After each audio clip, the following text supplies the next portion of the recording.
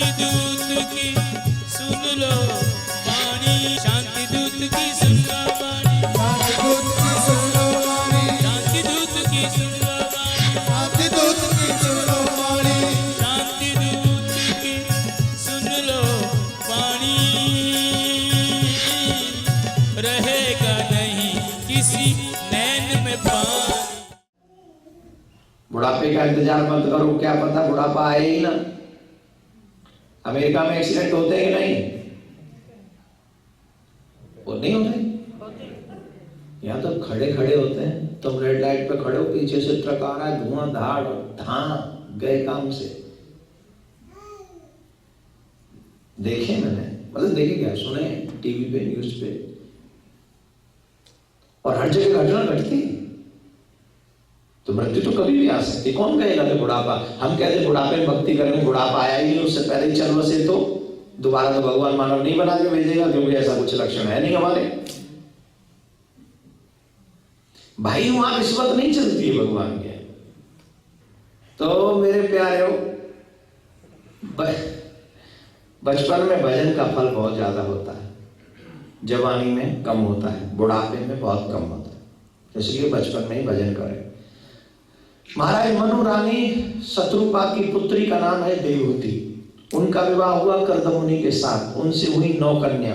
10वीं संतान के रूप में कपिल देव भगवान का प्राकट्य हुआ। इस प्रसंग को थोड़ा सा ध्यान से सुने, ये सुनाना जरूरी है, क्योंकि मानव जीवन हमें सिर्फ खाने कमाने के लिए नहीं मिला है। मानव जीवन की कुछ विशेषताएं हैं, मानव जीवन सबसे स्पेशल है। मानव जीवन जिसके लिए हमें मिला है, हमें उस उद्देश्य को समझना चाहिए। मैं हमेशा से आपको कह रहा हूं, आप अपने उद्देश्य को पहचानिए, अपने टारगेट को पहचानिए। What is the aim of our life, what is the goal of our life. We forget our life, we forget our goal, we forget our aim. हमारे यहां कहते हैं आए थे हरि भजन को, भजन करने के लिए आए थे और कुछ करने लगे। मानव जीवन में आने से पूर्व जीव को अनेकों कष्ट उठाने पड़ते हैं। मां के गर्भ में वो जीव रहता है, छोटा सा रहता है, अनेकों कष्ट वहां उठाता है, अंधेरा अंधेरा होता है, सांस लेने की भी तकलीफ होती है, करवट बदल नहीं सकता है, उल्टा लटका रहता है, सर नीचे पैर ऊपर है, कुछ बोलना चाहता है, कोई सुनने वाला नहीं है। मां कभी कभी तीखा खा लेती है, तो जब बचपन में उसके वो शुरुआत में जब स्किन नहीं हो, स्किन पे जब वो ऊपर स्किन नहीं होती, मांस का एक लोथड़ा होता है, उस पर जाके लगे कभी कभी तो बड़ा दर्द होता है, पेन होता है उसे। वो चीखता है, चिल्लाता है, बचाओ बचाओ। उसकी मां को उसकी आवाज नहीं सुनाई पड़ती, पिता को आवाज नहीं, वो चीखता है, चिल्लाता है, मुझे बचाओ। भगवान बोले चलो ठीक है बचाएं, क्या करें? बोले महाराज मुझे इस नर्क से निकाल दो। बोले नर्क से निकाल देंगे, हमें क्या मिलेगा? बोले भगवान मैं आपको कुछ देने लायक नहीं। बोले है कि नहीं? दे सकता है, तू नहीं देगा तो कौन देगा? मैं आपको क्या दे सकता हूं? बोले जब मैं तुझे इस पृथ्वी पर भेजूं तो ऐसा कर्म करके आना जिसकी वजह से तुझे दोबारा इस योनि में ना आना पड़े। पुनरपि जननम पुनरपि मरणम पुनरपि जननी जठरे शयनम। बार बार के आवागमन से तुमको बचना है, ऐसे कर्म करके आना वहां, जिससे तुम्हारे को जन्म न लेना पड़े बार बार, मरना न पड़े बार बार। हाँ भगवान मैं प्रॉमिस करता हूं मैं ऐसे ही कर्म करूंगा जिससे मुझे दोबारा जन्म न लेना पड़े, लेकिन आप मुझे याद दिला देना। भगवान बोले याद दिला दूंगा। हमने आगे अब बताइए, हमने मोक्ष की साधना पाने, मोक्ष पाने के लिए, हरि का दर्शन पाने के लिए ऐसा कौन सा कदम उठा दिया जिसकी वजह से हमें दोबारा ना आना पड़े? बताइए। किसी की 20 गई, किसी की 30 गई, किसी की 50 और किसी की 60 और किसी की 70। धीरे धीरे चली जा रही है अनमोल सांसें, लेकिन अभी तक हमने मानव जीवन को सुधारने के लिए कोई कदम नहीं, जिससे हमें दोबारा न जन्म लेना पड़े, ऐसा कोई कर्म हमने नहीं किया। हमारी मृत्यु सुधर जाए, हमें ऐसा कोई कर्म नहीं करना।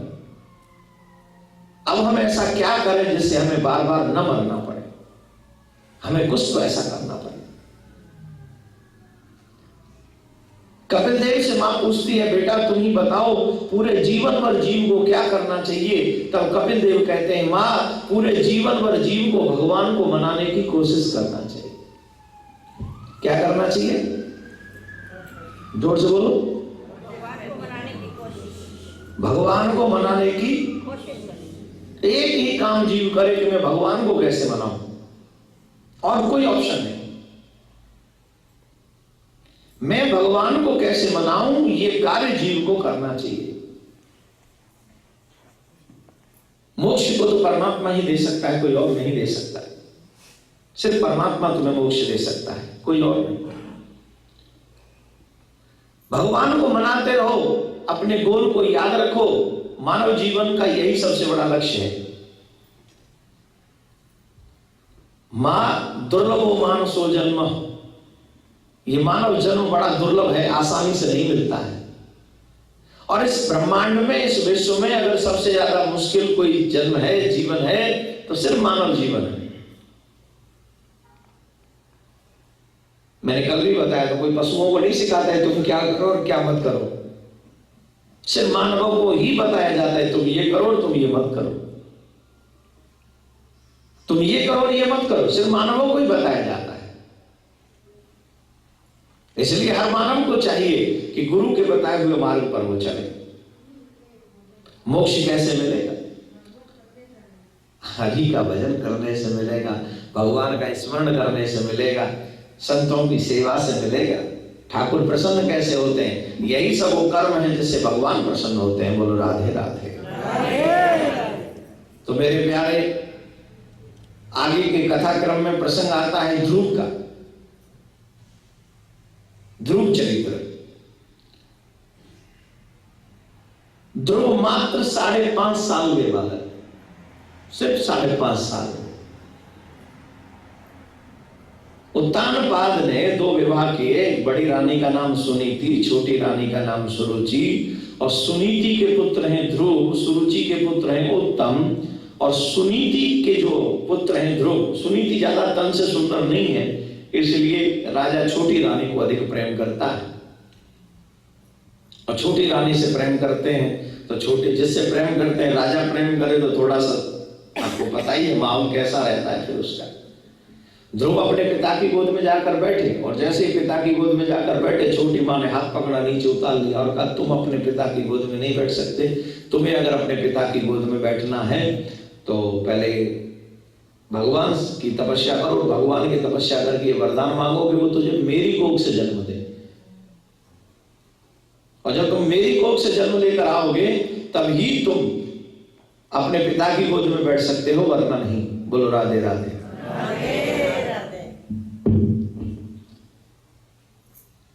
ध्रुव रोते हुए अपनी मां के पास गए और मां से पूछा, मैं अपने पिता की गोद में क्यों नहीं बैठ सकता? एक छोटा सा बालक 5.5 साल का, मां हो तो सुनीति जैसी। दुर्भाग्य इस बात का है कि आजकल की माएं जो सबसे पहला गुरु होती हैं, वो गुरु ही गलत रास्ता दिखाता है बच्चे को।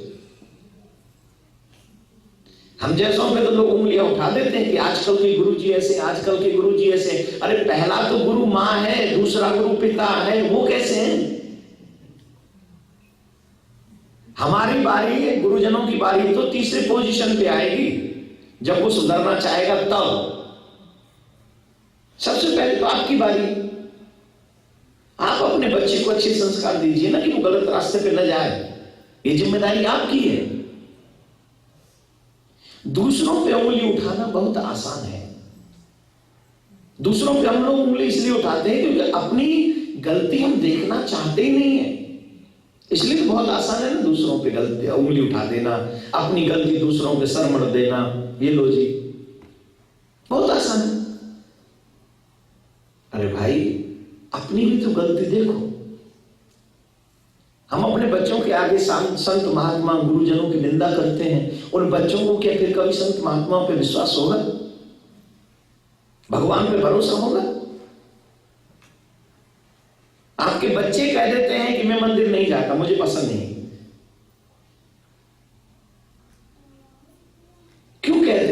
आपकी कमी, आपने संस्कार नहीं दिया, आपने मंदिर का महत्व नहीं बताया, आपने संतों का अस्तित्व नहीं बताया, आपने गुरुजनों की कृपा का रहस्य उनको नहीं समझाया।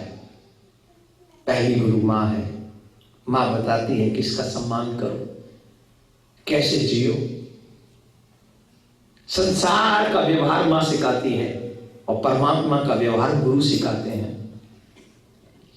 लेकिन तुम्हारे और मेरे बच्चे को तो संसार का ही व्यवहार नहीं आता। जब उनको ये व्यवहार नहीं आएगा तो भगवान तक कैसे पहुंचेंगे? बोलो, उन्हें पता होना चाहिए संसारिक व्यवहार क्या है। जब भी कोई संत महात्मा हमारे यहाँ आए, हाथ जोड़ के खड़े रहे, दोनों बजे बताइए महाराज क्या सेवा करें, आप हमारे घर पधारिए, आप हमारी सेवा सुन महाराज, हमें हमारे पापियों को भी हम भाव ही नहीं, हम में नहीं है भाव है। बोलो है वो भाव हमें? नहीं। जब हम में नहीं है, हमारे आने वाली पीढ़ी में हमारे के लिए भी भाव बचेंगे क्या? हमने किसको छोड़ा? हम मॉडर्न हुए। हमने किसको छोड़ा? बोले हमने माँ बाप को छोड़ा। फिर नेक्स्ट पीढ़ी ने बोले साधु महात्मा धर्म को छोड़ा, और उससे नेक्स्ट पीढ़ी ने सब कुछ छोड़ दिया। उन्होंने धर्म बदल लिया, उन्होंने जात बदल लिया, उन्होंने परिवार बदल लिया, माँ बाप को माँ बाप नहीं कहना स्वीकार किया, शादी होती नहीं उससे पहले ही बच्चे अलग हो जाते हैं। अब क्या हुआ? Where is your culture? Where is your सभ्यता? कहां गई? शुरुआत तो हमने की थी। हमने सास ससुर को छोड़ा, फिर किसी ने धर्म को छोड़ा, साधु महात्माओं को छोड़ा, हमारे घरों में ब्राह्मणों का आना बंद हो गया।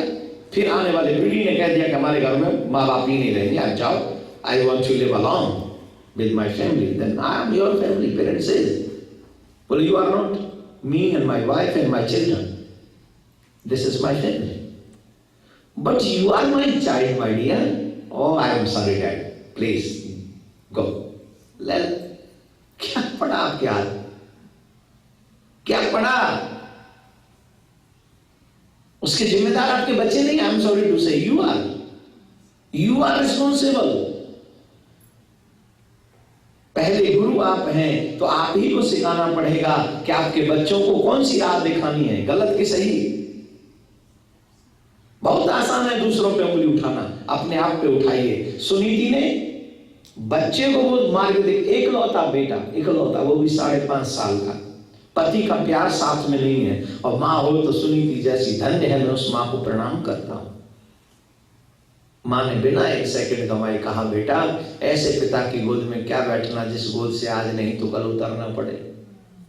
अगर बैठना ही है तो उस परम पिता की गोद में बैठने की कोशिश कर, जिसकी गोद में लोग बैठते तो हैं, एक बार अगर बैठ जाए तो फिर उतार कोई नहीं सकता, कोई नहीं उतार सकता, तेरी मां भी नहीं।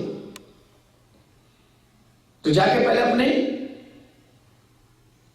उस परम पिता की गोद में बैठे।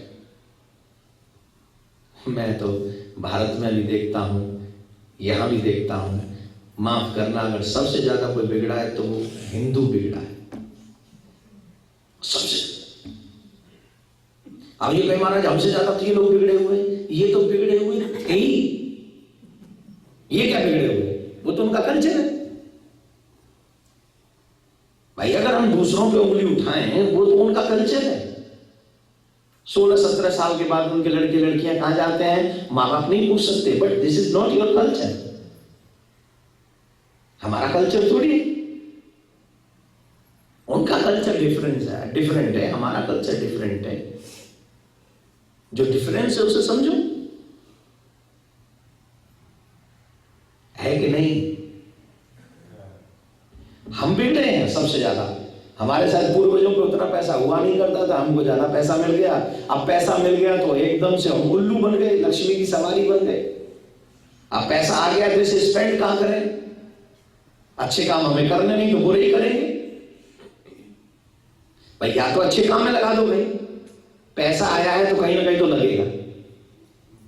मंदिर में नहीं लगेगा तो हॉस्पिटल में लगेगा, हॉस्पिटल में नहीं लगेगा तो पुलिस स्टेशन में लगेगा, कोर्ट में लगेगा। वहां भी नहीं लगा तो फिर आपके अलग बहुत सारी जगह हैं। ड्रिंक करो, इस ये करो, वो करो, जो करना, व्हाटएवर यू लाइक। कहीं तो जाएगा ना, रहेगा नहीं हमेशा आपके साथ। तो सबसे ज्यादा हम बिगड़े इस पैसे की मोह में, पैसे की चाल में, पैसे के हाल में, पैसे की ढाल में। हमारा कल्चर बर्बाद हो रहा है। अगर अभी भी हमने इस पे कंट्रोल नहीं किया, अब पता नहीं हमारे यहाँ की पॉलिटिक्स भी बड़ी गजब की है।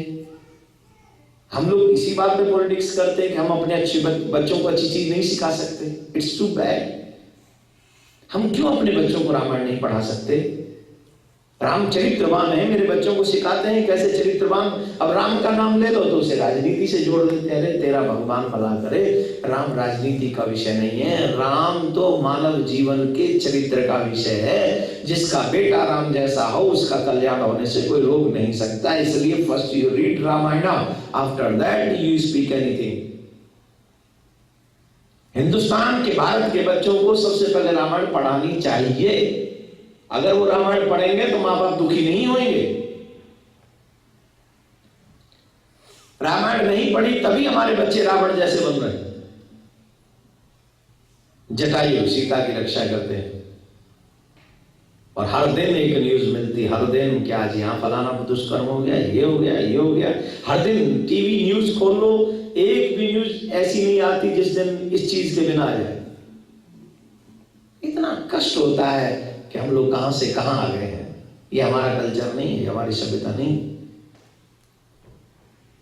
राधे राधे बोलना पड़ेगा।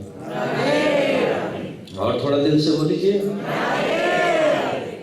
क्या कह रहा था मैं?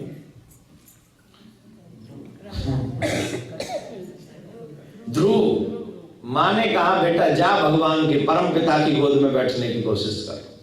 ध्यान से सुनो, मां हो तो सुनीति जैसी, बेटा हो तो ध्रुव जैसा।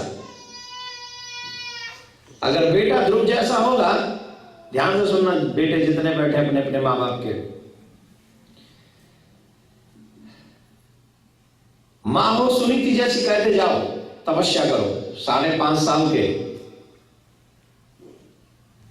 उस पे अकेला बेटा है सिर्फ, उसको कह दिया जाओ तपस्या करो जाके, भगवान मिलेंगे। और चल दिए भगवान को पाने के लिए। वो 5.5 साल का बालक, भगवान को ही पाना है, उसी की गोद में बैठना है। ये दृढ़ संकल्प लिया ध्रुव ने, अब भगवान को ही पिता कहना, उसी की गोद में बैठना। ध्रुव 5.5 साल का है। आप अपनी अपनी एज याद करिए। और आज तक आपके मन में एक ख्याल आया कि हमें भी भगवान की गोद में बैठना है, हमें भगवान का बनना है? कभी नहीं। मुझे दुनिया का बनना है, दुनिया मेरी है। अरे ये बाबरे, ये दुनिया आज तक किसी की हुई नहीं, तेरी क्या होगी? आज तक हुई है किसी की जो तेरी हो जाएगी? तेरे से पहले जो आए थे वो भी यही कहते थे कि दुनिया मेरी है, और तेरे बाद जो आएंगे वो भी कहेंगे दुनिया मेरी है।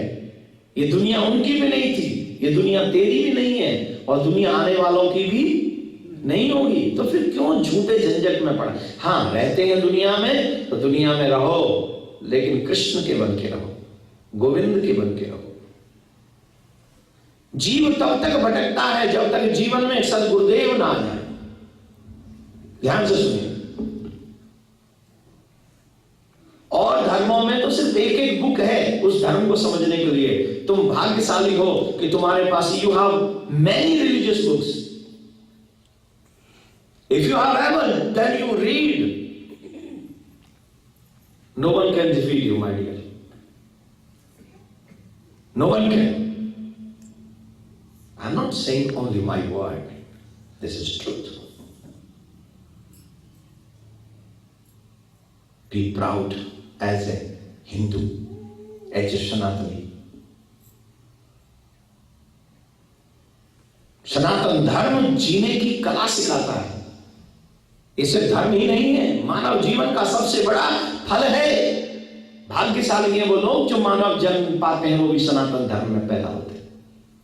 हम किसी के द्वारा चलाए गए नहीं, हम धर्म के द्वारा, हम ईश्वर के द्वारा चलाए जा रहे हैं, किसी मानव के द्वारा नहीं चलाए जा रहे हैं। हमारा धर्म ईश्वर के द्वारा स्थापित किया गया है, और इसका प्रमाण गीता में भगवान श्री कृष्ण देते हैं। Why I am coming? भगवान श्री कृष्ण कहते हैं यदा यदा धर्मस्य ग्लानिर्भवति भारतः अभ्युत्थानम् अधर्मस्य तदात्मानं सृजाम्यहम् परित्राणाय साधूनां विनाशाय च दुष्कृतां धर्म संस्थापनार्थाय संभवामि।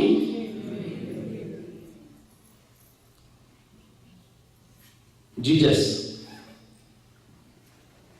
कहते हैं I am son of God. कहते हैं, पैगंबर कहते हैं मोहम्मद साहब आई एम पैगंबर ऑफ गॉड, राइट। और भगवान श्री कृष्ण क्या कहते हैं? I am supreme. I am only, I am supreme, I am God। ये दुनिया मुझसे प्रकट होती है और जब दुनिया में प्रलय होती है तो ये दुनिया मुझ में ही समा जाती है। और इसे बोला नहीं, this is not only word, ये सिर्फ शब्द ही नहीं थे उनके। उस कुरुक्षेत्र के मैदान में भगवान श्री कृष्ण ने अर्जुन को वो विराट रूप दिखाया भी जिसमें पूरी दुनिया समाई हुई है।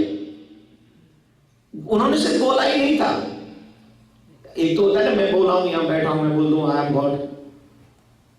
बहुत से लोग तो मुझे भगवान का अंश तो मानते हैं, रोज बोलते हैं हमसे क्या नथिंग, आई नो ना।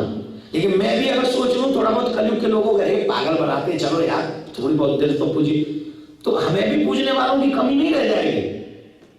लेकिन मुझे तो मेरा सच पता है ना, भगवान इंसान भगवान नहीं हो सकता। अब कोई भी आजकल कलयुग में बहुत भगवान घूम रहे हैं,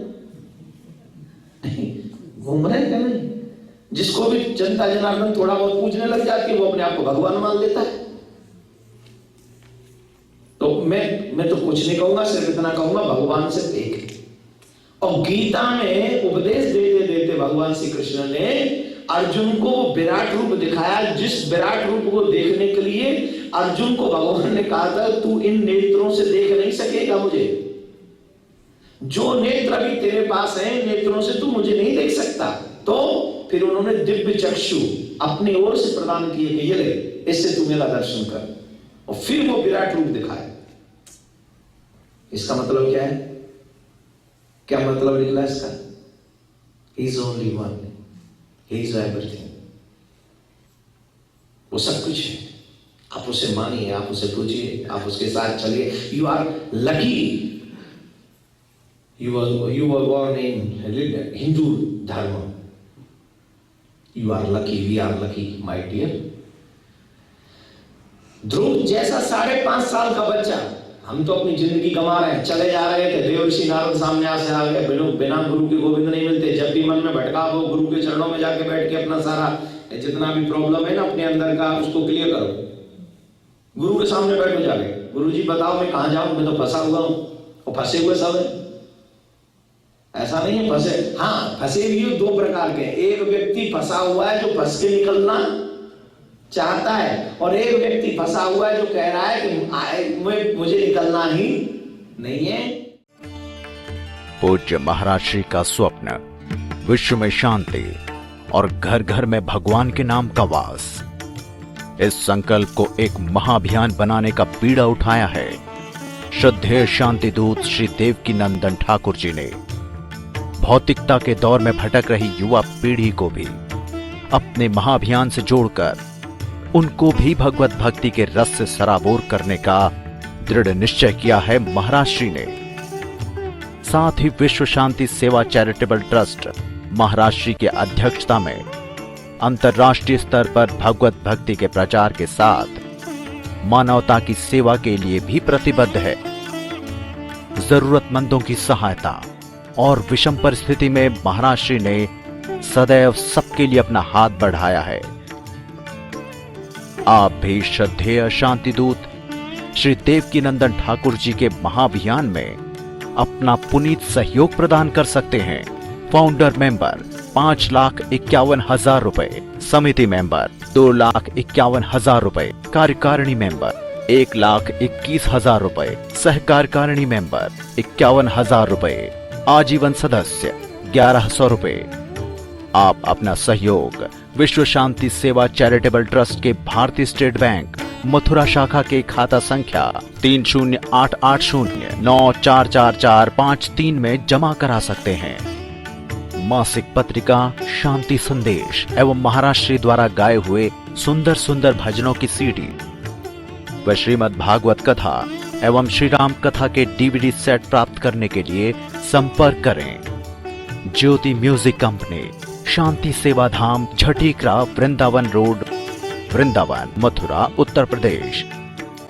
फोन नंबर 0735111221, 0735111331। दिल्ली कार्यालय C5/90, first floor, sector 6, Rohini, Nai Delhi 110085। Phone number 01147564008, mobile 9212210143। Website www.vssct.com, www.shantisevadham.in, email info@vssct.com, twitter DN/Thakur/G, facebook Devkinandan Thakur ji, VSSCT।